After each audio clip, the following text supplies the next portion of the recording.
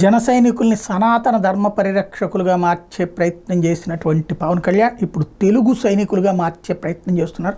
నిన్న పుస్తక మహోత్సవం సందర్భంగా ఆ పిలుపుని ఇచ్చారు. తెలుగు భాష, తెలుగు సంస్కృతి కాపాడేటటువంటి బాధ్యత జన సైనికులు తీసుకోవాలి, నా అభిమానులు తీసుకోవాలి అన్నటువంటిది. యాక్చువల్గా ఆల్రెడీ జనసేనలో ఉన్నటువంటి క్యాడర్లో 2 రకాల వాళ్ళు ఉంటారు. హయ్యెస్ట్ 100కి 70 నుంచి 80 మంది పూర్తిగా తెలుగులో మాట్లాడతా, తెలుగుని ప్రేమిస్తా, తెలుగే కోరుకునేటటువంటి వాళ్ళు, వివిధ వృత్తుల్లో ఉండేటటువంటి వాళ్ళు మాస్ అనమాట. వాళ్ళందరూ తెలుగులోనే మాట్లాడతారు, తెలుగునే కాపాడతారు. అయితే వాళ్ళ పిల్లల్ని ఇంగ్లీష్లో చేర్చుకునే ప్రయత్నం చేస్తారు. ఎందుకంటే వీళ్ళకి దొరకనటువంటి ఉద్యోగ అవకాశాలు వాళ్ళ బిడ్డలకు కావాలి.